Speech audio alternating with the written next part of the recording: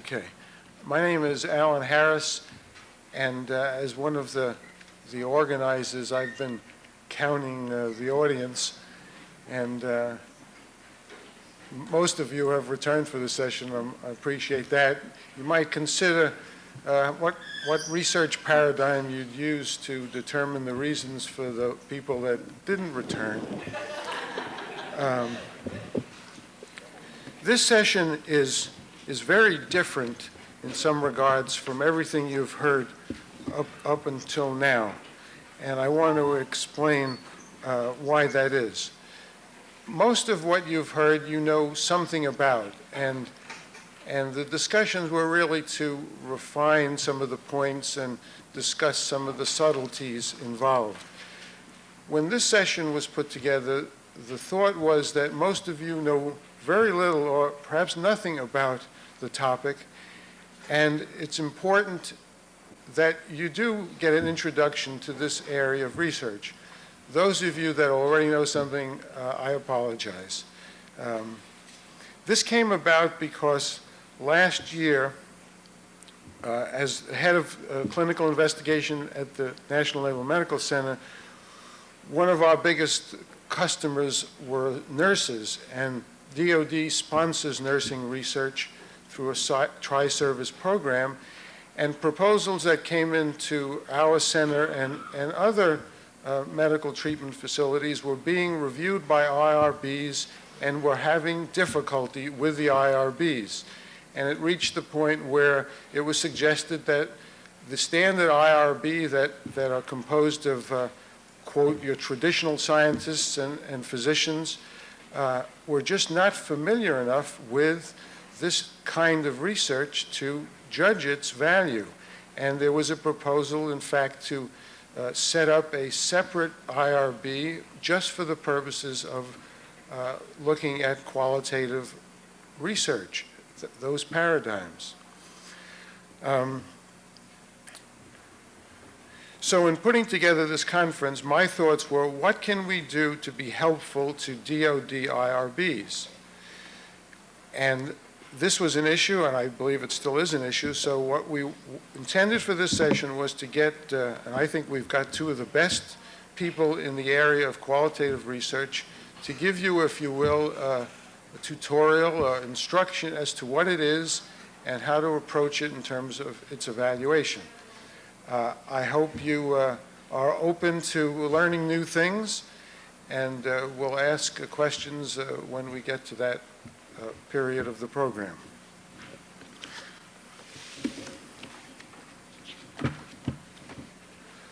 The first speaker, Dr. Sharon Sims, is currently the chairperson of the Department of Family Health Nursing in the School of Nursing at Indiana University. She has participated in qualitative research, taught qualitative research, and I'm happy she's here today to tell us about it. Dr. Sims.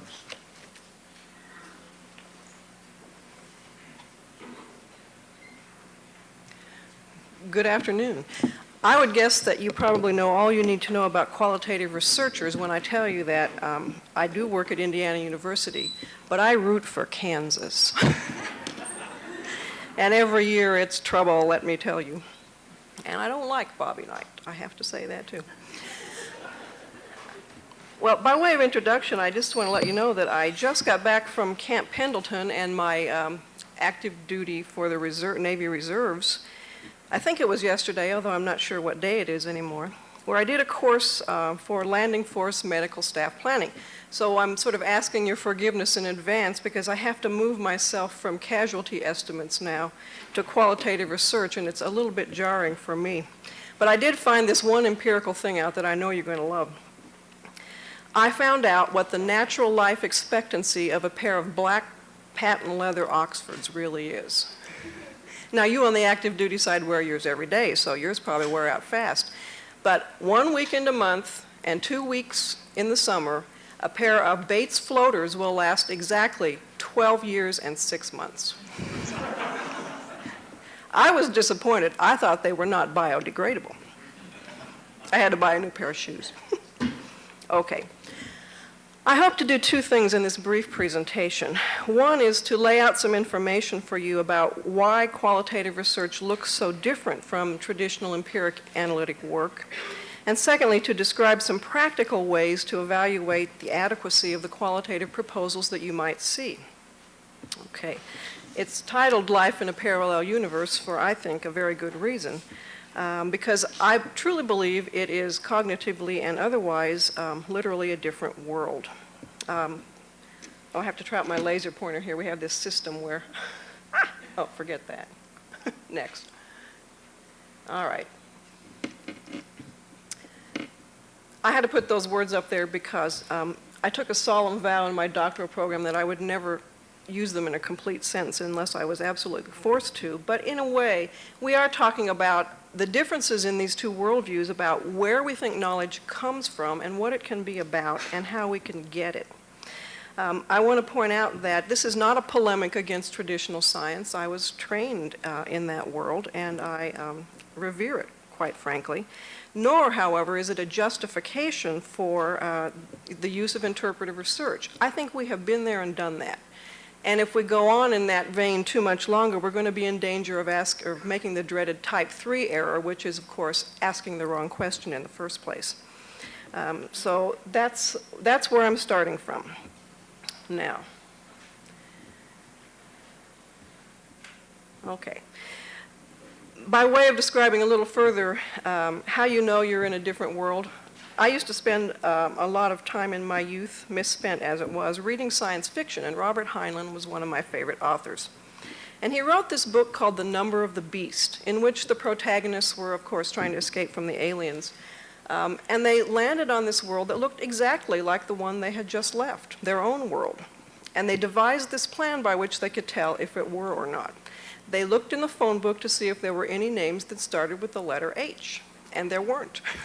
That's how they knew they were in a different world. So I'm sort of proposing to you that this is the phone book with no H's in it. But it will look familiar enough that I don't think it's going to be too terrible. On the other hand, I don't want us to make what I call the type 4 error, which is using standards from one world to evaluate something in another. And I think that actually is a fairly common error. I am not saying, however, that there are no standards by which to evaluate qualitative work. Not at all. All right.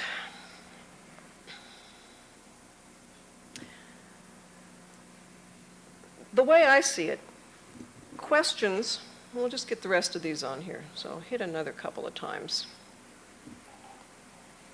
All right, I found the random build button on the PowerPoint, so I'm being sort of hoist on my own petard of technological twinkiness here. But this is the way I think about it. You have to know what your paradigm is before you understand where your questions come from. Now, we don't think about this very often because we sort of assume that questions arise and we naturally then seek ways to answer them. But I don't think it's quite that easy. And I want to give you an example of a good friend of mine at IU who started out her career in nursing research really wanting to study something that she was calling compassion. And she couldn't do it because you can't measure it. And she's a good empiric analytic scientist. And when I talk to her today, it's not that she's not interested in it anymore. It's just that she cognitively cannot make herself come up with the kind of question that would lend itself to interpretive methods by which she could study compassion. It's not her fault.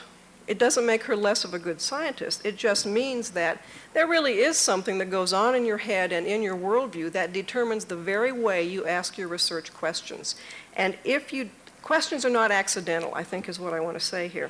We ask them in ways formed by our worldview, and to ignore paradigm is to never understand how questions can legitimately be asked in different ways. And that's what I'm proposing to you today, that questions can be asked in different ways, and that it will undoubtedly produce different kinds of knowledge. But I figure we all work in the knowledge factory. We're just in different divisions here. The next thing I would like to do is to take a look at some ways that you can distinguish worldviews here. I'm not going to belabor this point, and clearly these slides are a little bit oversimplified, but I just want to show you some of the essential differences as I see them in worldviews. And I've sort of put these together Post-positivism to me is analytic empiric science as it is today.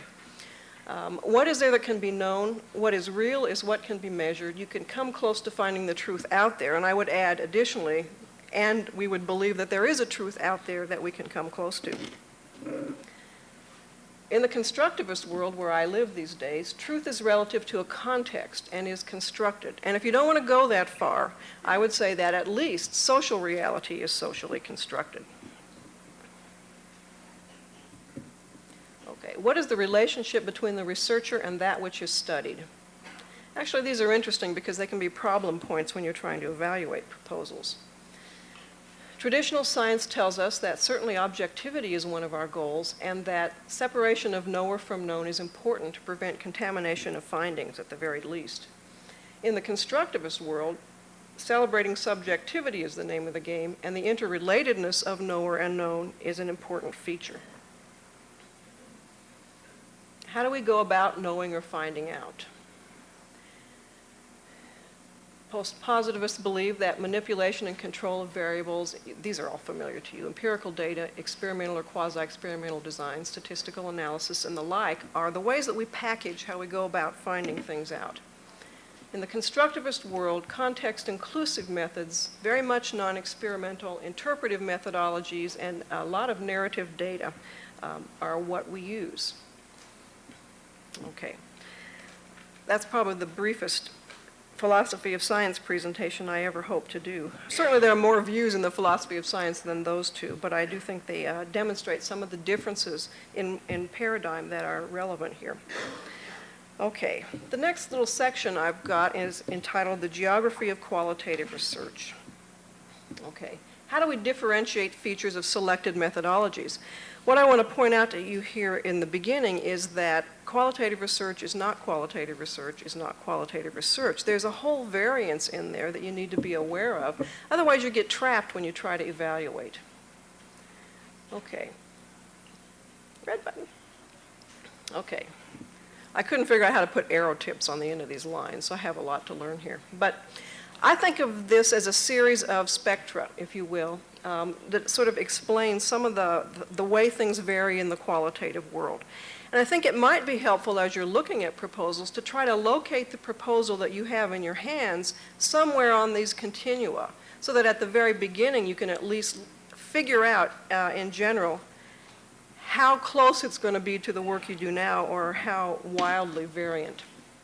Because you can see from here that just in terms of data, at one end, sort of more towards the quantitative end, you can have nominal data, which is interesting in that a lot of people assume that when I say qualitative data, I only mean nominal. But there's a whole world out there on the other end of that spectrum of narrative data, stories, if you will, that contain more than just the words that you see. So your proposals are going to have data that's somewhere on this continuum. Okay. As far as the spectrum of designs goes, at this end, again, more towards the quantitative world, although not entirely, you might categorize descriptive designs, perhaps surveys, perhaps those that use content analysis and the like. All the way at the other end is the interpretive world, where things like hermeneutic analysis and phenomenology and critical social theory live, which are definitely non-numeric in their entirety. All right. I've called this the spectrum of knowing, but that's just because I couldn't think of the right words for it.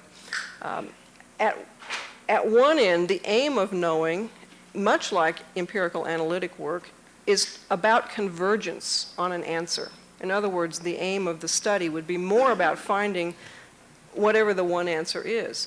In the interpretive end of the world, divergence is what we're after. In other words, that's more about accounting for all the voices that are present in the narrative as opposed to getting some agreement created on what the one thing is everybody's talking about. So it's important to know where the proposals are there. Types of interpretive research, sorry about this, going to be lots of buttons, just put them all up there. The last one will be descriptive, so you'll know when you get to the end. Oh, maybe there's no room there. Okay. Oh, no, that's right. I rewrote this one. I couldn't figure out a way to do a continuum on this one. But I was thinking about it in this way, that again, if there were a spectrum of types of interpretive research, at the more traditional looking end, if not in truth, are things like descriptive research. I would even put grounded theory in there. I've been a grounded theorist, and I've come to believe in my heart that it's really just empiric science dressed up a little bit, or it's made to look like empirical science. It's still a good methodology. You move down and sort of out towards the far reaches, and you get into historiography, ethnography, which has a long and wonderful history, phenomenology, hermeneutics, participatory action research, and critical social theory, again, out on the far narrative reaches. So those are some of the types of interpretive research or qualitative research that you will be called upon to deal with. All right, origins. What I wanted to do here was take three, phenomenology, and I've picked grounded theory and ethnography, to just show you a little bit of some of the ways that these methodologies can look alike, which can fool you into thinking they are alike, but hopefully to show you places where they are in fact quite different. So if we look at the origins of these methodologies, phenomenology has come to us from philosophy and psychology. Grounded theory has arisen from sociology, and ethnography, of course, from anthropology. So their origins are somewhat different. Aim or purpose. Phenomenology aims to interpret a lived experience. And in phenomenologic terms, that's a very specific idea. All right, grounded theory aims to develop a substantive, and here I would put in versus formal theory of the type we're used to thinking about in scientific work.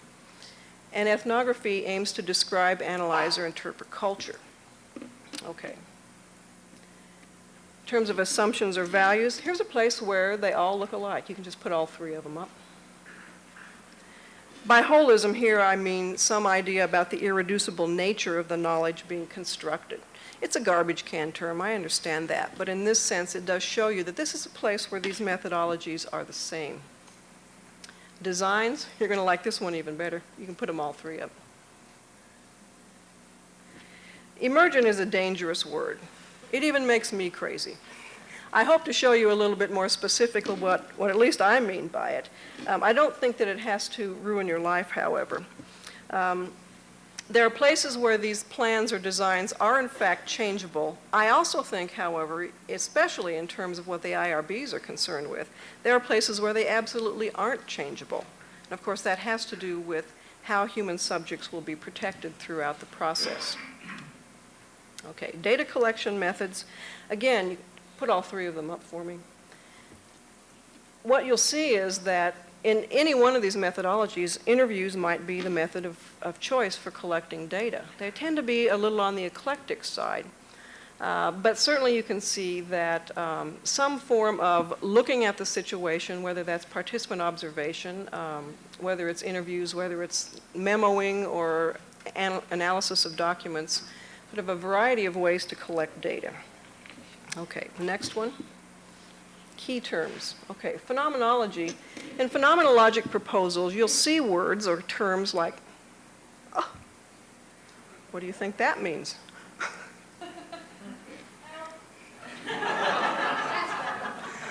Okay, I like technology, but I am not limited by it. New bulb? No, probably not. All right, I'm going to move along while they try to find another bulb because I think I can at least tell you this part. Slides are nice, but the words are still here. Where was I? Oh, data analysis. No, key terms. All right. In phenomenology, the terms you'll hear will be things like lived experience. You'll see a lot of times the term bracketing being used in the proposals, the use of intuition as a way to assist in analysis. Grounded theory, you'll definitely hear words like constant comparison, basic social process, core variable.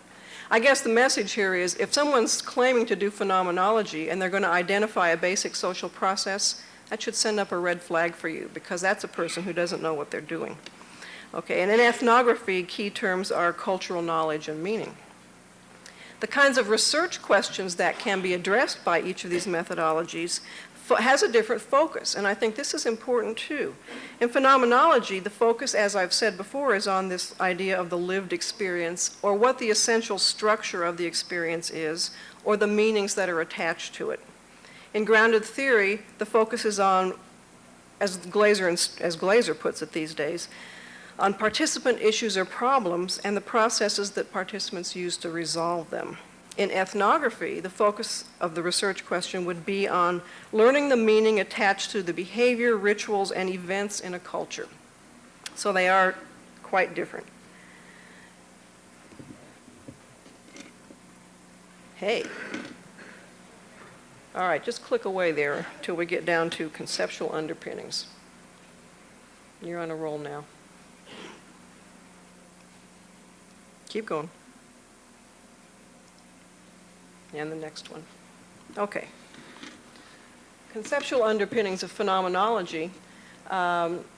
Essentially what I want to point out is that it came from phenomenologic psychology, which if you can say it really fast is, I think, a mark in your favor anyway. Some days I can and some days I can't. Grounded theory is so rooted in symbolic interactionism that as far as I'm concerned, if you see a proposal that doesn't make that statement, I'm not sure they know where their stuff has come from. And ethnography, theories of culture and ethnomethodology. I bring these up. I don't know that every proposal that's phenomenologic needs to discuss at length some phenomenologic psychology. I don't know that every grounded theory proposal has to discuss symbolic interactionism at length, but there needs to be some hint in there that they know where these things have come from. Okay, samples, everybody's favorite. All right, the bottom line here is you're not going to see a randomized sample, and if you do, you should be worried. Okay. We use a variety of terms, and these are actually different kinds of samples. They are not all different names for the same mess, all right? I think, for example, that there's a big difference between purposive and theoretical sampling. And if you read the work in grounded theory, you see that the ideas behind theoretical sampling are very specifically laid out as to how you seek the next participant in a study and for what purpose. And ethnography, of course, in this time-honored tradition of using key informants and snowball samples. Okay, data collection. In phenomenology, the data collection will be a series of activities that are aimed at intuiting the phenomenon, which could include observing, reading, imagining, listening. Grounded theory, activities are going to be aimed at developing the theory, the substantive theory, observation, interviewing, and reviewing documents. And in ethnography, activities aimed at discovering the cultural knowledge that people are using to organize behavior and interpret experience. Okay, data analysis. In phenomenology, the activities of data analysis include extracting significant statements, formulating meanings, clustering themes, and describing at higher levels of analysis. I hope I can say a little bit more about that later, because I think that's pretty crucial in this particular methodology. Grounded theory, when they talk about data analysis, they should be using words like open coding and category identification and description.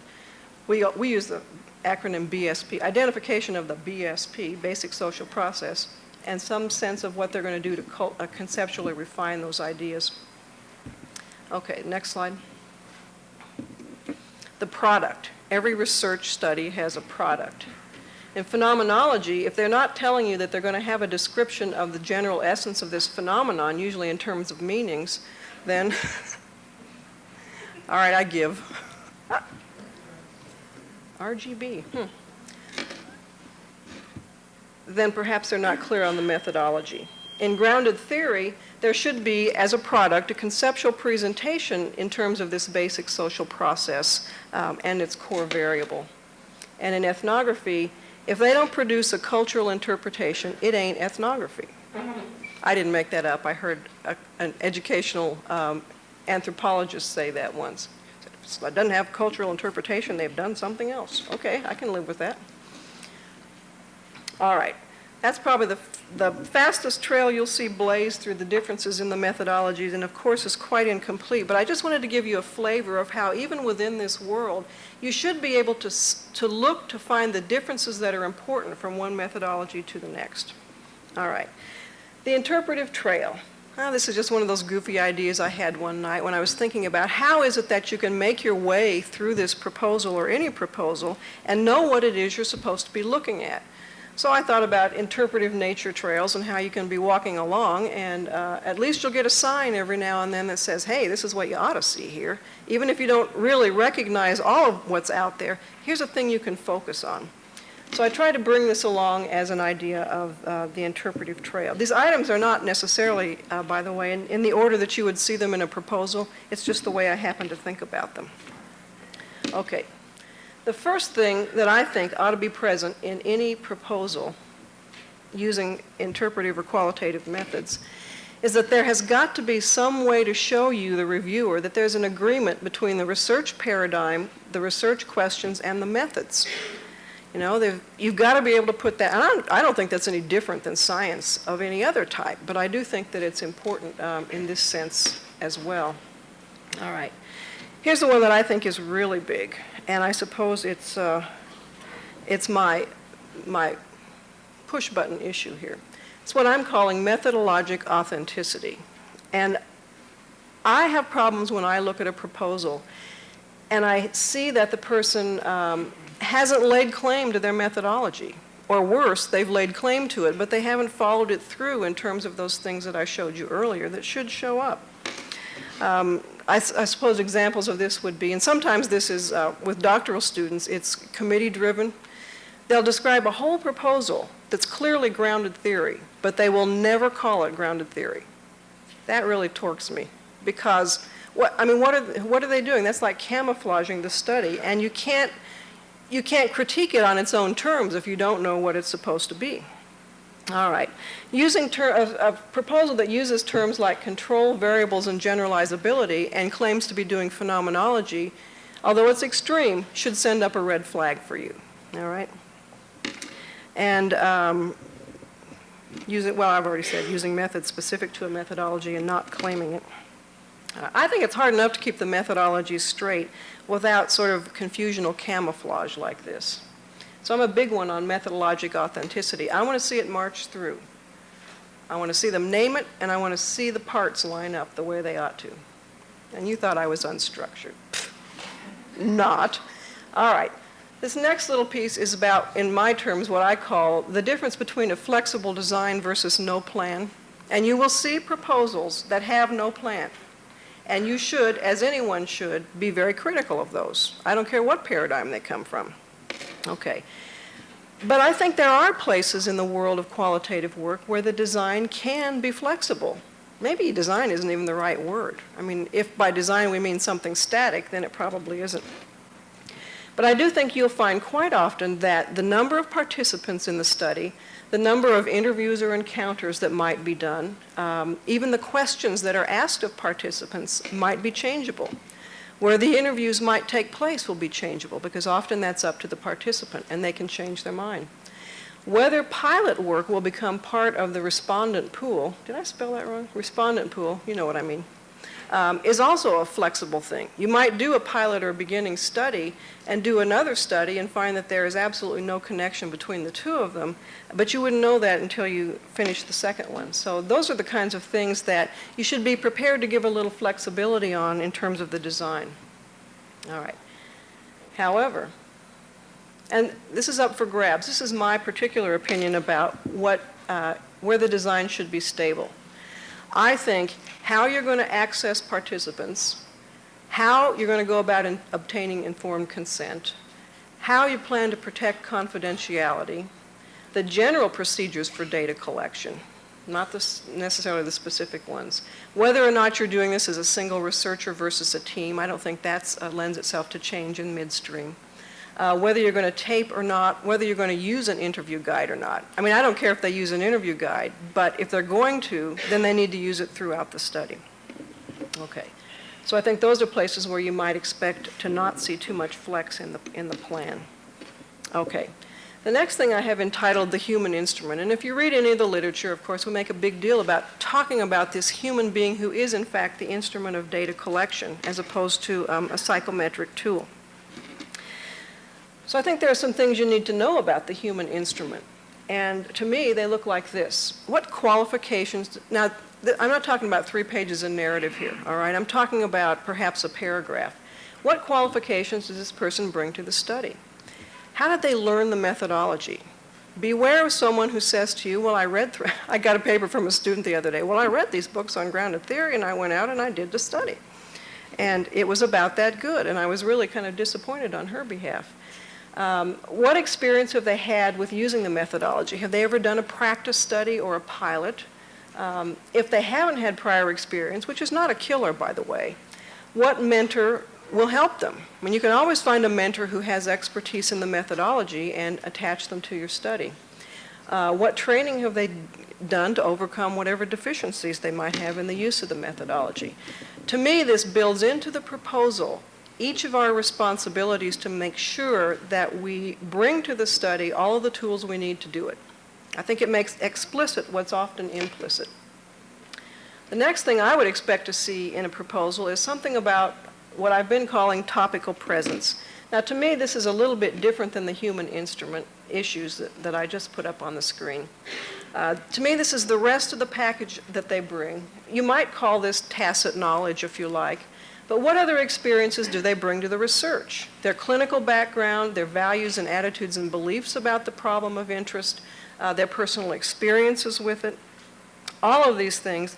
And it's not so much that these things exist, but in interpretive terms, you have to be able to account for how that's going to feed into the analysis, all right? Because often the phenomenologic and hermeneutic ends of things are, we try to be more atheoretical at that end, which is by way of saying we would like to be able to bring as much of the participants' view to this analysis and interpretation as our own.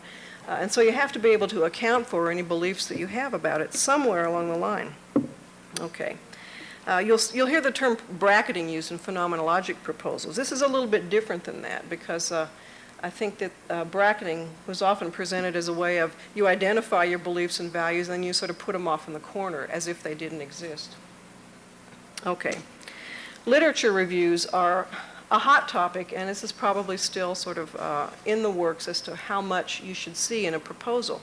It is true in almost all of these methodologies that most of the lit review will happen during data collection and analysis, so you will not see it in a proposal. But this does not mean that you shouldn't see anything. Although there are some people who say that, and they can make a good argument for it, but this is my argument, and I have the microphone right now. I think the proposal should have enough background in it to provide the reviewer with a good enough context for the problem from the discipline's point of view and even from the social and popular culture's point of view, to give you a sense of why they're asking the question they're asking. So, for example, if I do, and I do work with families who are caring for technology-dependent kids at home, well, I don't think I need to present you in my lit review with 5 theories about this problem. But I do need to give you a shape of the problem, which is to say, how many children in this country are on technology at home? What do we know in general about the kinds of problems that they face and the like? So that you could at least see, when I got to asking the question, that it came from something. It came from some sense other than the magical ether. And that's what I expect in a lit review. Okay. And the last thing is that the lit review's purpose in this sense is to show you that the person can come to the study with an open but not a blank mind. There are days when I question that, of course. And I believe this to mean something like, you can't unknow what you've read and learned over 20 years of clinical experience. I can't not know what I was taught 30 years ago, but I can account for it somehow in the proposal. Okay, research questions are the next thing. All right. And I just ask myself some simple questions about this. What makes this a useful question to ask? I mean, why bother? That's not different. How does the researcher envision making use of the findings? All right. In what arena do they think that they're going to be using them? I mean, a lot of times you'll see this thing, well, I'm going to do this phenomenologic study because I want to make it the basis for later quantitative work and I'm going to develop an instrument and measure something. That's a hard fit to make. It's not so hard to make at the other end of the spectrum, however, if someone says, you know, I want to do a focus group and I want to get some agreement from this group about what their issues are or the big features of this problem, and then I want to develop an instrument and so I can take it to a larger population and test it. I don't have a problem with that. I just think that things need to match up on the spectrum. Okay. Does the initial question seem to fit the context they've described? In other words, that goes back to, does a question make sense in terms of all the rest of the stuff that you've read in the proposal? Okay, data collection. All right. A lot of proposals, and these are the problem ones I'll point out to you, you'll get them and it'll say, well, I'm going to look at these data and the basic social process will emerge. Okay. If you have trouble with that, I agree with you. You should have trouble with that. Things do not emerge as if by magic. I've experienced emergence. I know that it does happen, but it's not as if by magic. There are things that you do and that as reviewers you have a right to see in any proposal using qualitative methods. Here's what I expect. I expect a full description of the procedures to be used. Strategies for gaining access to the study sites and participants, the length of time for collecting the data, how the data will be recorded, whether it's going to be transcribed, how they're going to maintain accuracy between what's taped and what's transcribed. In other words, there has to be some mechanism whereby they say, I'm going to listen to the tape with the transcript and I'm going to make corrections and then I'm going to get that done. How data will be organized or categorized before the final analysis. Okay? That does not preclude emergence, by the way, none of that. Okay. I think every proposal should have a full description of the context as they know it to begin with. Who are these participants? Where will the study be conducted? What are their reasons for choosing these people in this particular place? And the rationale for the number of participants included. I mean, prepare yourselves for the fact that these are almost always going to be small numbers. That in and of itself is not the problem. The problems usually come with, don't change the slide. Oh, you're too good. Okay. The problems usually come because you don't have enough context for discovering why they're asking these people these questions in the first place. Okay, so small n is not the problem. Okay, next slide. All right. And finally, on data collection, I expect to see a full description of all methods to be used to collect the data. That is to say, what kind of interviews are they going to do? Are they going to make some observations? Are they going to use document and artifact analysis? What is it? And why? I mean, you can't just say, well, I'm going to do an interview because everybody who does grounded theory does interviews. Well, why do you think they do that? Well, maybe it has something to do with the fact that we make meaning out of our interaction with other human beings, and if you said that, your interview idea would make pretty good sense. So I like to see at least some methodologic reasons for using the specified methods. And here's a kicker. What specifically will be the data for analysis? This is really crucial, especially if they're using a lot of nominal data that they're then going to turn into something else, which will not be qualitative data. It might be very good data, but it won't be qualitative. So in the final analysis, so to speak, what are the data? Is it going to be a narrative or a story? Is it going to be some words? Is it going to be, what is it, numbers? You'd be surprised at how many people don't figure that out. Okay.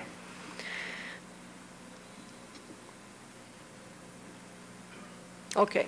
How will they make sense of the data? As I said, it's not a complete miracle of emergence, but a set of actions that are taken with and on the data. These are methodologically specific, so you can't do a shotgun approach. If you're going to evaluate qualitative proposals, you're going to have to educate yourselves a little bit about specific methodologies. I'm sorry, that's the way it has to be. And it works much better if you do that a little bit. You will see places in the data analysis where interpretive leaps, what I've been calling interpretive leaps, are taken. And you don't really know where those are going to be in the analysis when you start. But I do truly believe that you can show what you're going to do right up to the point of making one of those leaps. In other words, there's a whole set of things that you can talk about doing. Well, I'm going to read through the interviews, and I'm going to do this, and I'm going to do that to them, and I'm going to sort things, but I'm not going to name them, and then like that. Okay. You should expect data collection and analysis to be simultaneous in many of these methodologies. So don't be troubled if they say, look, all this stuff really is going to take place at the same time. It's not very linear. And that's pretty true. Seeking the negative case. This is what we do with outliers. See, we don't have outliers. We have things to be explained, which we cannot explain statistically. So we take the people who are different and we try to see how that fits in with the ideas that we're generating from the study. And it's really kind of fun. The negative case idea comes right out of grounded theory, the different case or whatever you want to call it. So you have to account for the people who are different in some way other than by statistically excluding them. Okay. All right, I'm going to really whip through triangulation here because you'll see a lot of this. Sometimes it's often done in proposals to make them, to take the qualitative work and make it seem stronger to people who might not be as familiar with it. I say it's, generally speaking, a hard thing to do. It can be done, but should it be done? Always the question. See, there's the ethical stuff. All right, beware triangulation, I say. But again, I qualify that by saying it depends where this proposal is located on that spectrum of research types. If someone tells you that they want to do phenomenology and they want to measure something in the same study, don't let them do that. That's not good, because what you get is a paradigm meltdown. All right? Because measurement is about convergence, phenomenology is about divergence, and I defy anyone to adequately explain to me how you make those things match up. On the other hand, if you do focus groups and content analysis, I think that might be the next point, hopefully. Maybe? Got another point there? Not happening, huh? Well. Ooh, that's good. There it goes. Okay. I think that data linking between content analytic methods and measurement might be fine.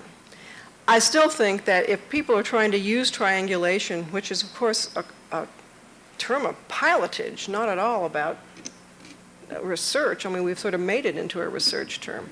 It's a fabulous term if you're lost in an airplane and you're trying to find your way home. You would like to converge on the true location of the airport before you run out of gas, right?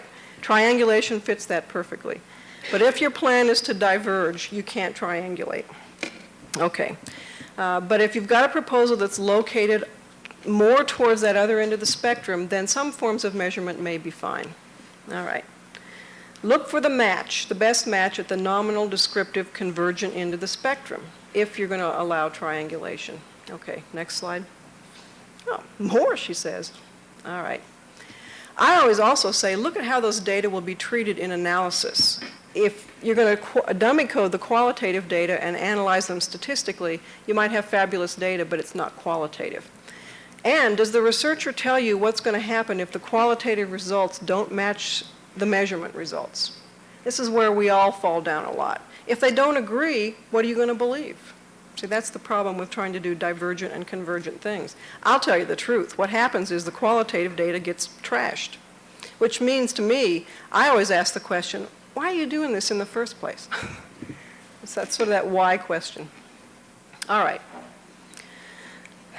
Dr. Brown is going to say a little bit more about quality criteria, but you will see a lot of references to the work of Lincoln and Guba in the sort of assessment of quality. I think the stuff that I've talked about, for my money, is a good way to assess quality in these kind of proposals. But we have, over the years, put all four of those up there. Lincoln and Guba developed these terms in 1981 as a way of sort of introducing to the world of empirical analytic science some ideas about how we can sort of assure quality in our work. Unfortunately, what's happened over the years is that they have become absolutely analogous with these terms that you see in parentheses from that other world. Not a thing they intended, by the way, and a thing that they rather feared. And what I would point out to you now in 1997 is that both Lincoln and Guba have moved almost entirely away from this set of terminology into a whole different way of looking at quality. It was useful for a while. It's not as useful now, I don't think. Here's the paradox for the development of quality criteria. We are more comfortable when we can use terms analogous to our own language to assess quality. But our own language, and thus analogous terminology, is inappropriate for use in the other paradigm. So it becomes less helpful than we might like. Oh, I had this thought at midnight last night. I almost forgot it. In my part of the field of nursing where this work is being done, this is an issue that we call open and problematic. That means we're having a big old argument about it. So we don't know yet how the debate on quality criteria is going to turn out. But in the meantime, I do believe that there are common sense ways that you can judge whether these proposals are adequate or not. And finally, I say this is really the question. Can a post-positivist, which is not a pejorative term, by the way, with a good heart, adequately evaluate qualitative research. All right. Yes, if. And here's a list of alternatives. If you're willing to visit another worldview, even if you don't want to live there. All right. Now, to me, what this means is you make some level of commitment to studying that other world so that you can be conversant with its language, much the same as you would if you were going to any culture where a different language is spoken. So that's a different kind of commitment. If you're willing to learn enough of the language to interpret the proposal in its own terms, or you have a member of your IRB with expertise in qualitative methodologies. And I know for a fact that in the world of nursing and military nursing specifically, there are any number of nurses with advanced preparation and research who are experts in these methodologies. And I would point, I was going to call her Commander Agazio, but I know she's in the Army, so she's really a lieutenant colonel. Commander Agazio is in the room right now, and she's one of the people that I know who has quite a bit of expertise. So those people can always help, or find a willing consultant to help you with the proposals that you just don't get. So that's all that I'm going to say for now, and we'll hear what Dr. Brown has to say, and then we will entertain any questions. Bravely, she says. Any questions?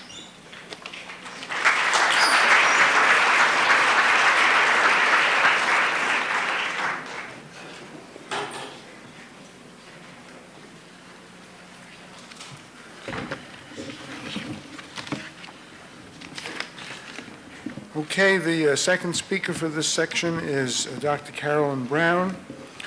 Received her BSN from the University of Arizona, master's degree from Case Western, and a PhD from the University of Colorado. She teaches qualitative research. She's participated in qualitative research. Welcome, Dr. Brown.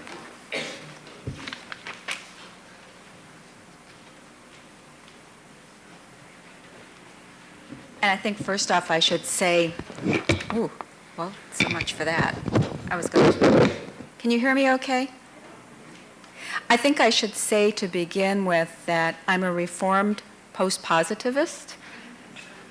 I think that is very good. That follows right on Dr. Sim's presentation. A lot of the work that I did to begin with was right out of that tradition.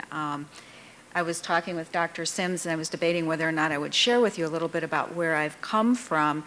I was a star pupil in methodologies like multivariate analysis and that kind of thing when I was in doctoral study.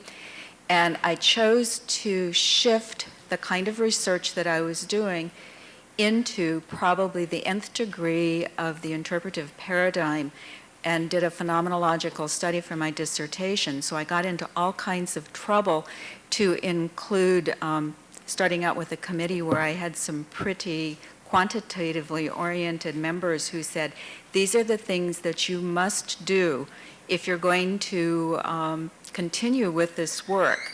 And I ended up with the choice for one of my committee members of being asked to either make the changes that she recommended or asking her to step down. And after a whole week of cogitating over this and agonizing over it, because this was a person I had a good relationship with, I did choose to ask her to step down because she was judging the research that I was proposing to do by the wrong standards. I want to share with you just a couple of things. How many of you in this group are physicians? A number of you? Well, I have a story that I'd like to share with you that kind of gets at why it is that we do qualitative research. At the age of 45, Dr. David Rabin was director of endocrinology at Vanderbilt Medical Center. His research in the field of metabolism and reproduction was flourishing. He and his wife traveled extensively and enjoyed an active social life until Dr. Rabin began to experience the first signs of amyotrophic lateral sclerosis, commonly known as Lou Gehrig's disease, a chronic progressive neurological condition that eventually paralyzed him completely. While Dr. Rabin was well aware that there was no known cure for this disease, he was totally unprepared for how profoundly it would affect his remaining productive years. Where they had once treated him as an esteemed peer, his colleagues now took pains to avoid him. Physician friends immediately broke off all communication. His wife was treated as a premature widow by friends she encountered socially. In short, he was considered an outcast. The Rabins reckoned that if this had happened to them in their enlightened social network, then it must also happen to others. They published an article in a prestigious medical journal documenting the reaction of fellow physicians to their illness. And they said their illness, that's part of the qualitative work. It wasn't just his illness. It was the illness of the family, and it occurs within a context. Chronically ill physicians from all over the world wrote in as a response to this article, expressing their pain, anguish, and despair in a flood of letters and phone calls. Thus, the Rabins came to appreciate that chronic illness is a social disease in the context of modern medical ideology.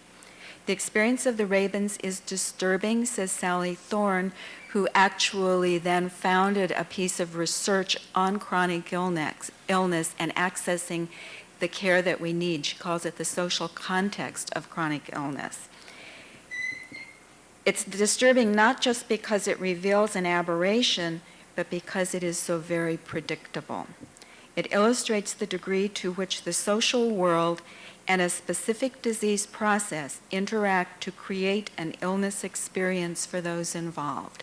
So it isn't just the disease and the magic bullets that we're hoping to put together that are going to help us cure it, but it's a disease that exists within a context of how do you access care, of colleagues that you feel are lost to you, of a medical practice or a nursing practice or a physical therapy practice, any of those kinds of things, sitting within the context of a whole life. And what we try to get at in qualitative research is the experience of the whole, not just a very tiny part of it, not just the part that we hope that we can cure. Now, there is another part, another study that I think is important, and it's a little bit different.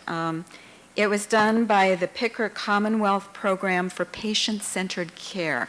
You probably are all aware that we have a massive push right now for patient-centered approaches to medicine and patient care in particularly corporate America, but I think you're seeing some of that filter down into military situations as well. And the Picker Foundation launched a qualitative piece of research because they wanted to know about what it was like for patients to access the healthcare system. And they started out with focus groups as a methodology, talking to families, to healthcare providers, and to the patients themselves. And as a result of the focus group research, they chose to develop an open-ended questionnaire where they would learn even more about that. They chose to keep out of it, insofar as possible, the provider perspective and look at it from the patient's perspective. And from that, a book emerged called Through the Patient's Eyes, and it's a tremendously powerful book on what it is like for people to be in our healthcare systems today with all of the multiple problems that they come to us with. Now, what I'd like to bring out from this is probably the most critical thing that we look at in qualitative research is experience, and experience in a context of a whole life and a social setting. That's probably the most critical kind of thing to know about qualitative research. Now, I don't know how many of you in this audience are like the doctoral students that I've been teaching. How many of you know anything at all prior to today about the world of qualitative research? Okay, it's a smattering of hands. How many of you know a lot about it? There's one brave soul in the back who raised his hand. Okay, so for some of you where you know a lot about it, some of this is repetitious, I'm sure. Qualitative research evolved out of the frustration, I think, of people in multiple disciplines not being able to answer the questions that they wanted to answer through traditional research methodologies from the quantitative approach. So we had, way back when Dr. Sims talked about anthropology giving rise to field studies and that kind of thing, that was from a long time ago. So they developed the field study methodologies that they use. Somewhere in the 60s, we had people like Glaser and Strauss come along and figuring out that out of sociology and symbolic interactionism, they couldn't answer the questions that they needed to have answered, and they developed grounded theory methodology. Sally Thorne, the person I just talked to you about, with the study of chronic illness, used grounded theory to try to understand the social context and social processes of chronic illness. There are a lot of questions, and I was just thinking, if I were a military person, what kinds of questions would I want to know about that maybe I couldn't answer by traditional quantitative methodologies?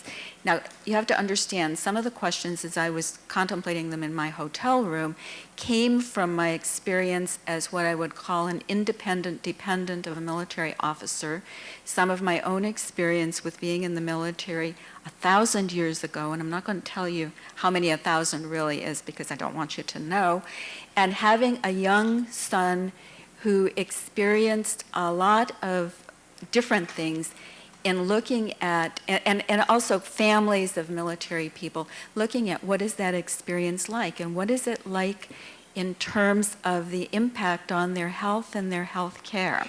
So just some of the questions that I came up with were, what are the experiences of providers in providing care for people who are mutilated and extremely traumatized? I think that's critical, and I think that we don't pay enough attention to ourselves and our own vulnerability. I think these are important questions that we cannot answer through traditional quantitative methodologies. We have to ask people, what is it like for you? We have to look at the experience of families for military people. What is it like to move around every 3 to 4 years? What is it like for a kid when daddy or mommy goes off to some kind of conflagration? I can recall when the daughter of a friend of mine's father went to Vietnam, she would lay down, and they had her into clinic after clinic after clinic, lay down on the floor, and they couldn't figure out what was wrong with her. When her dad came back from Vietnam, she perked up, she was fine. So we were spending hours in military clinics trying to figure out what was wrong with this kid and treating her with all kinds of things, when in fact that wasn't it at all. We don't know what the impacts of just the holistic experience of being part of a military family really is all about. I think about with my young son, who, when we had the Grenada situation, had a whole scenario put together about how he was going to deal with what if his dad was put on alert? What if my dad goes over there, and what if he gets killed? And then what if something happens to mom and she gets killed or dies? Or what if something happens in the United States? Then what am I going to do? Well, his scenario was a little different than Sarah's, the little one who was laying on the steps. His scenario was he was going to take his piggy bank out to a place where he knew that they did flights, and he was going to hire a pilot to take him to his grandma, who would take care of him. But all of these kinds of things have impacts on families, like kids who look sick or depressed. What's going on in their world? Families that are having troubles. What's going on in their world? Somebody comes to you for stomach problems. You treat the stomach problem. Do you treat the whole? What do you know about the whole? And those are the things that we don't really know very much about. Now, I've taken a little more time because Sherry has already talked with you about some of the things that I was going to share with you. So I'm going to go quickly. I really do have more than one slide. I bet you wondered about that. And I really do know how to push the button. In order to understand where qualitative research is coming from, we have to understand something about paradigms, postmodernism, and perceptions. Our paradigms are our worldviews, and a worldview is a general perspective or a way that we make sense of the world. And as Sherry is saying, you may not want to live here, but what I want you to do is just sort of think about the possibilities within the paradigm that undergirds qualitative work. It cannot be judged by the paradigm that undergirds quantitative. They are, in fact, different. A research tradition, then, is embedded within a paradigm and adheres to a set of assumptions about how the world works and how one learns about the world. Now, when you come from a qualitative paradigm, you find yourself asking all kinds of strange questions. And as I was listening to much of the material earlier on clinical trials, I found myself asking the question, what is the meaning to someone of being in a clinical trial? What does that feel like? What are your expectations? A whole host of questions about what is that like for someone. Has anybody researched that? Would that be interesting to anybody? Oh, well, it's interesting to me. Our assumptions are what guide us in terms of doing our research. And in fact, our assumptions provide the lens for seeing and how we enact our ways of learning about the world. They put some boundaries on what it is that we choose to study, what we think is valuable to study, and how we go about studying it. There are, truthfully, about our assumptions are things that we think are true without ever questioning it. And until I took my first qualitative research class, I believed that the only way to see the world was through the quantitative lens. I learned after I took my first qualitative research class and a philosophy of science class that there were other ways to see the world that were probably equally, if not for me, more valuable than what I had thought. Now, when somebody calls your assumptions to question or calls your assumptions to your consciousness, one of the things that happens is you begin to question them. Things that we just think are automatically true, we don't usually question. But when somebody says this is an assumption, that makes it fair game to question. And you begin to say, is this or isn't this true? In terms of the paradigms that guide the different research perspectives, we have what Sherry calls post-positivistic. Another way of calling it is logical positivism. That perspective, and there's no value in the words per se.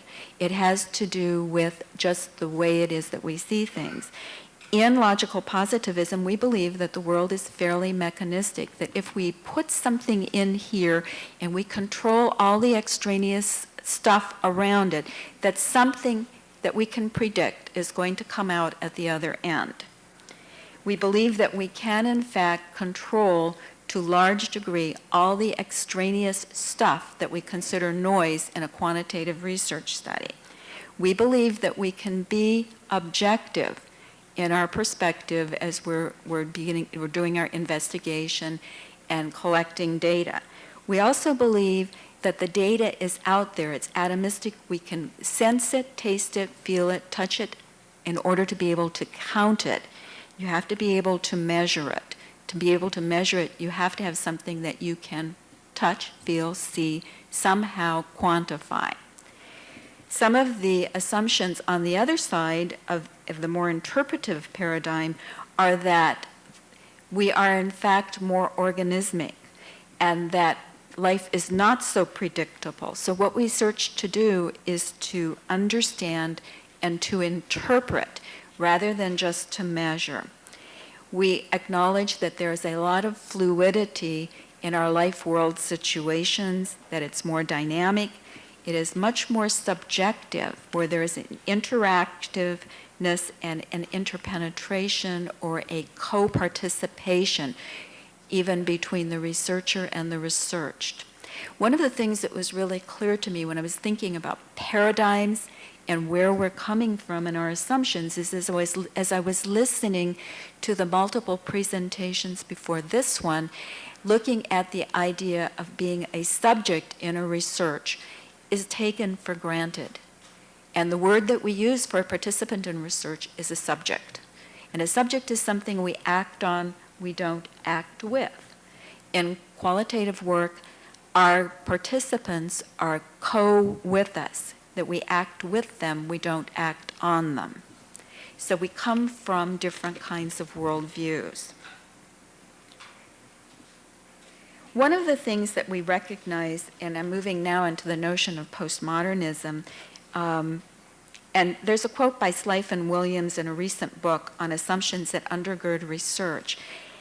He's saying in postmodernism, human lives are viewed as open-ended, changing, and creative. We will never be finished. Both our knowledge and our natures are being created by the very acts of our living. Another piece of postmodernism that undergirds assumptions for qualitative research, and I'm going just to the second one, where morality is forged out of dialogue and choice. I think this is one of the things that's important for IRBs to consider. Dr. Levine brought that up when he talked about the idea of, I think he's the one, I hope I've got it right, because I wrote down what he said, but I forgot to write down who said it. So if he didn't, if he'll let me know, I'd appreciate it. That what we're looking for sometimes is the notion of pluralism. Pluralism probably best fits the qualitative paradigm rather than the notion of universalism. Some other assumptions and implications of postmodern thought are that really we don't necessarily think that there are single, universal, and stable truths. Probably, if truth be told, most quantitative researchers don't think that either. That behavior is not determined by laws, instinct, needs, or systems. It's certainly influenced, and in a co-influential kind of way. That behavior is based in interpretations and situations, and that interpretation to a large degree, and you won't find this, I think, in the quantitative paradigm, is based in language where meaning is created between and among us as we engage in conversation and dialogue. And knowledge and truth is created by groups who share language and perceptions. In qualitative work that's undergirded by postmodernism, then it has to do with perceptions of human beings. And perceptions involve meaning, which is both shared and unique. It involves interpretation. It's holistic, meaning we take into account the whole person in context. And that we are both expressed and created through our language. So language is critical.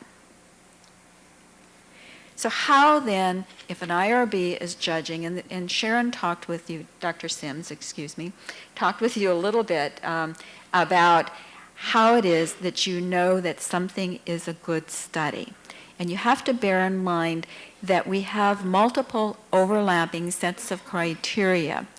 I still go back to the notion that Sandalowski used way back when, and I know that Dr. Sims said that this is something that we have moved beyond and we have a lot of debate about, at least in nursing. The idea of the criteria that were based in Guba and Lincoln's work, I think if you're a novice to this area, it's probably a good place to start, because one of the biggest problems, I think, in understanding qualitative work is the language. I had a doctoral student say to me just last week, I have read through this stuff and I felt like I was in another land because the language is so obtuse. And she said, I'm finally getting a grip on it. So this helps you, Sandalowski's work helps you to get a grip on some of the concepts as they relate to concepts that you already know about in the quantitative paradigm. The idea that we have our truth value being more the idea of credibility. How believable is this study? A qualitative study is thought to be credible when it presents a faithful description or interpretation of human experience, such that people who have that experience would immediately recognize from those descriptions or interpretations that it is their own. The work of Sally Thorne on chronic illness is so good that when a doctoral student who has a chronic neurological condition heard it, she said, "That's my life." She said, she's talking about my life. I had them read the whole book. They said, "Oh my God, you can't mean I have to read a whole book in 2 weeks." But they did, and the other person who found it very meaningful was the person who worked in rehabilitation, who said, "This is the experience of my clients." But interestingly, he said, "But let me tell you about the experience of the rehabilitation counselor. It's different than the client experience," which gets back to what I said earlier. We need to know about our experience as well. Another criterion is the idea of fittingness, and it's the answer to quantitative research's external validity.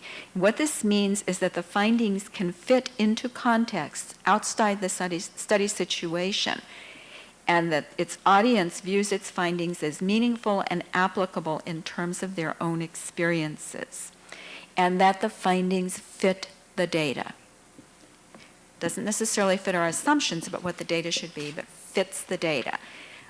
Another criterion is that it be auditable, and this means that you can follow the researcher's decision trail, all the things that Dr. Sims talked about earlier. Confirmable, I think, is kind of iffy at best. I have a real problem with it. It's one that she talks about. It means all other three are present. I think it's kind of squishy, and I no longer worry too much about it. I think the most important one for me is the idea of credibility, that if the study is believable in phenomenology, we talk about getting the phenomenological nod. So when I present a paper or some of the work that I've done in an audience, people will say, "Yes, you've got it." That usually is a good study.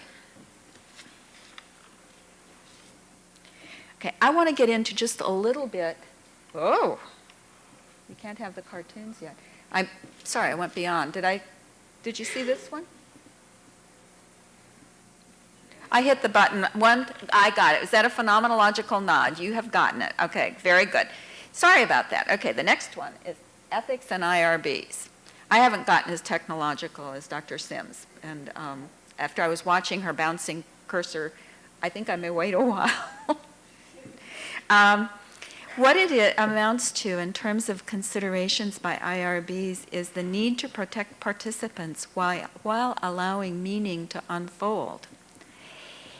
And I have 3 things that I think are really important here. Studies that don't end at the end. Qualitative research is kind of strange, and if you go back and you look at the underlying assumptions, you look at a quantitative piece of research, and you know that a quantitative piece of research starts here. You have a hypothesis. You're going to go through some kinds of data collection, data analysis. Once the analysis is done, you're going to interpret what you have, and you're going to come up with your results and conclusion. Study done. Then we go on and we do the next study based on what we learned in the first one. In qualitative research, what happens is that the study sort of sometimes changes as we go, or when the researcher is really embroiled in the research, you become the lens for seeing the world, and you become a way to see the multiple shades of questions that exist within your original question. And so in some ways, the study goes on when you take an airplane trip, and this is where it gets sticky when you deal with IRBs and trying to understand how it is you protect people. What can you include as data? Only the information that you get from the people that you have said, will you be in this study? Or if you have a conversation with somebody on an airplane about what it is that you're studying, you never intended to get involved in the conversation, and they give you some important information for your study. One of the things that Trish Munhall talks about is the importance of dealing with a kind of process consent, so that right there you could stop and say, I'm doing this study, and I'd like to include this information in the study. But you never planned to ask the person who's on the airplane to be in your study. So that's another thing that's important, is the idea of process consent versus simple informed consent. And then you have questions of, and this is dealing with people who might be your participants, questions of protection, overprotection, and denial of rights. I would like to just quote to you something that Dr. Munhall says in one of her books on qualitative research. And she's speaking not to the IRB people, she's speaking to qualitative researchers. She's saying institutional review boards are the conscience of an institution. They are deeply concerned with human rights and human dignity, the principles of patient autonomy and rights of privacy, confidentiality, anonymity, self-determination, and safety. All of these things are critical. The most important aspect of any research proposal, she says, is the education of our colleagues about qualitative methods and the assurance that we share the same concerns for the dignity and rights of human beings participating in qualitative studies as we do in quantitative research. She went on to list 3 challenges that qualitative researchers face when they're preparing their work for IRB consideration. One, that IRBs are mostly unfamiliar with the methods, language, and legitimacy of qualitative research. Even the names of the approaches. For those of you who were not familiar with qualitative research, when Dr. Sims was going through all of the different names of things, and they were coming fairly quickly, it probably was like, for some of you, like a little bit of Greek. I'm seeing the phenomenological nod. A little bit of Greek that hopefully you'll feel intrigued enough to learn a little bit more about. What Dr. Munhall says, let me finish. I'm going to share with you the 3, and then I want to go back and tell you a little bit about what she says about dealing with the 3 issues. The other is that most institutions run on a structural functionalist perspective, and that pervades most of the IRBs that run within the institutions. The structural functionalist perspective is well entrenched in the post-positivist ideology, and so it comes from a different frame of reference than qualitative work. And that the conscious, or she calls it unconscious, perception of the similarity that qualitative research is like investigative journalism. Okay, in answer to each of these 3 concerns, the IRB's unfamiliarity with terms, approaches, and legitimacy, to the qualitative researcher, what I would say is you need to write in English. We need to translate our terms so that people who are unfamiliar, and that's still in this day and age. It's not a bad idea for quantitative researchers either to write in plain English. There's kind of a movement now that good writing is plain English. It isn't all these fancy terms that we use. So write it in plain English and translate your terms. Ask somebody who's not familiar with qualitative methodologies to critique it and say, do you understand what I'm saying? I did that one time, things that I thought were very clear, like as Sherry Sims was talking, I thought, oh yeah, I agree, I disagree, and so forth. But if I didn't know the language, I wouldn't know whether to agree or disagree. For IRB members, the things that Dr. Sims talks about are extremely relevant. Learn about it yourself. I've prepared a bibliography that I will either get back in here or leave so that you can get a bibliography of things that you might want to read about qualitative research. And if you don't understand, seek the knowledge that you need to understand. Don't just judge it from what you assume to be true, because you're operating from a set of assumptions just like qualitative researchers are. In dealing with the structural functionalist approaches, to the qualitative researcher, my advice would be to draw analogies to the other paradigms, much like Sandalowski did. So make it so that they can understand it in terms like they will understand. And to the IRB, again, it's a case of informing yourself if you're not familiar with qualitative research, trying to learn to understand. For the parallels to investigative journalism, which can really appeal to the prurient interests of all of us, right? And some of the investigative journalism is really extremely well done. Some of it borders on qualitative work. recognize that there are guidelines for doing qualitative work, and that people are adhering, if they're doing good qualitative work, to guidelines. So it isn't just, and so are investigative journalists, but it's for a different purpose. It's to understand, to contribute to knowledge that qualitative researchers are doing their work. So how do you deal with the fluid nature of a qualitative study when we don't know when it will end necessarily? We can't say it's going to last 6 months. It ends, it lasts as long as it lasts, until we reach something often called saturation, until we can say we have in fact everything that we need. So the idea of process consent becomes critical. And that is a consent that allows for a co-participation between researcher and research that is known to the IRB, such that as changes occur in the process of the research, they can be made known to both participants and they can agree to go along with the research. Lastly, I would like to bring up a couple of things, the questions of the role of the IRB. And I'd like for people who sit on IRBs to ask themselves some questions that I think are important. And I lay full claim to this, you know, in terms of thinking. That members need to ask themselves, when does protection become overprotection? When are people denied the right to choose whether or not to participate? And I find in my experience a lot of times IRBs, in their best wisdom, are making decisions sometimes that do not allow people the option to participate. One of the things that happens in that situation is people go outside of institutions to find participants in the same kind of study that would have been done within an institution. They go to a university IRB that may be a little bit more friendly to some of the studies that are being done. Maybe, maybe not. Everybody goes by similar guidelines that are issued, but the way those guidelines are interpreted become important. Patients say very often that they have really been grateful to share their stories. And sometimes when we overprotect, we protect from the ability, people will never even know the studies are going on.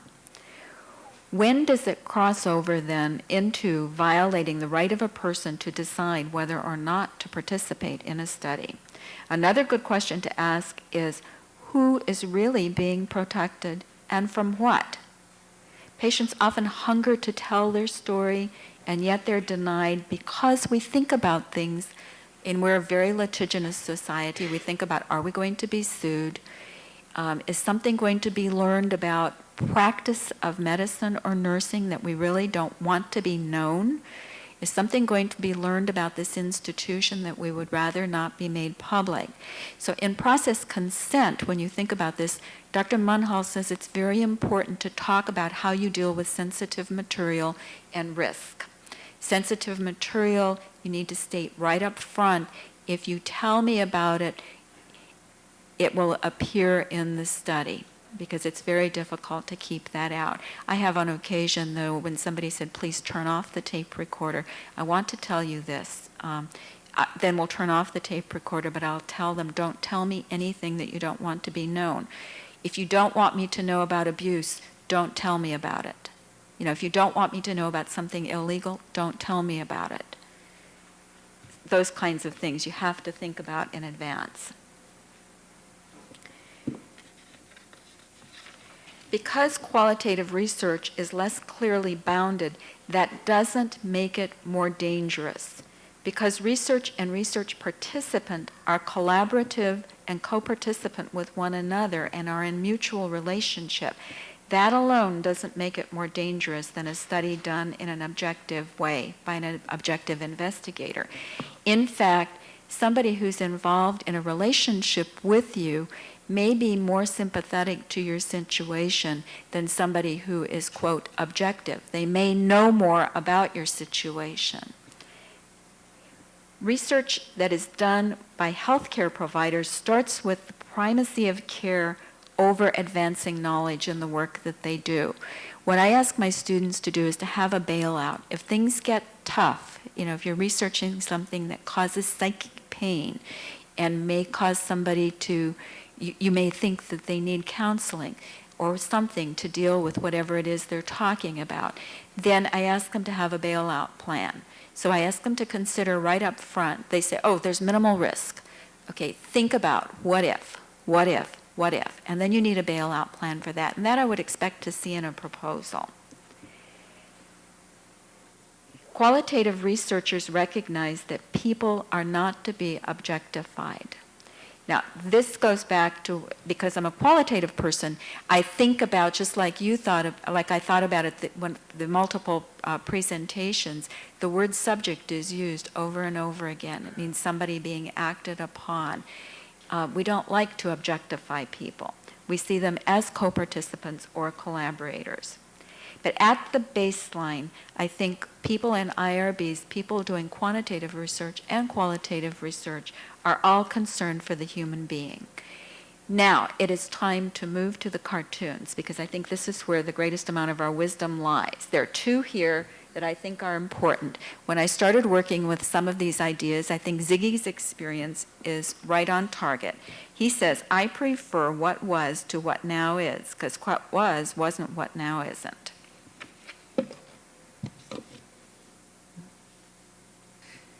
It was meant to be funny, but apparently it isn't. Oh, well. And then, about experiencing today's world. Peppermint Patty says, I can't believe it. I got every single answer wrong. That's too bad, sir. She says, it proves my theory. I'm a Parcheesi player in a chess world. Thank you very much for your attention.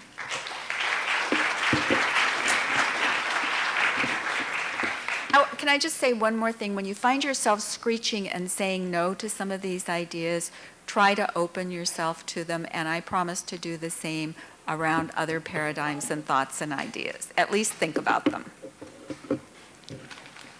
I said I was done. I'm done.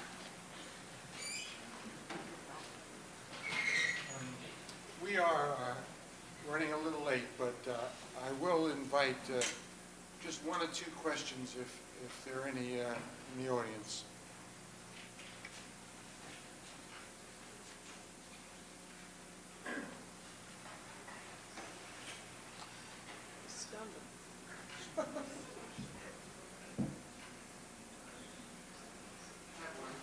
Yes, sir.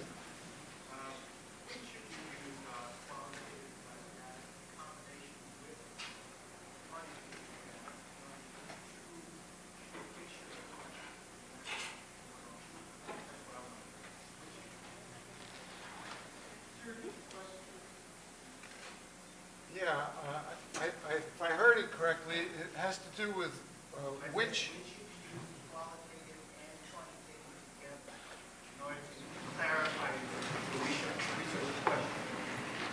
When you say together, can I ask you what you mean, like in the same study? Okay. I'm doing one that involves both quantitative and qualitative work, and that's why I asked Dr. Sims if I could do that. And despite the fact she said doing phenomenology with quantitative, I wouldn't do, I'm doing it. I'm sorry. I apologize. Well, I'm sorry, I'm not sorry. I'm glad I'm doing it, let's be honest.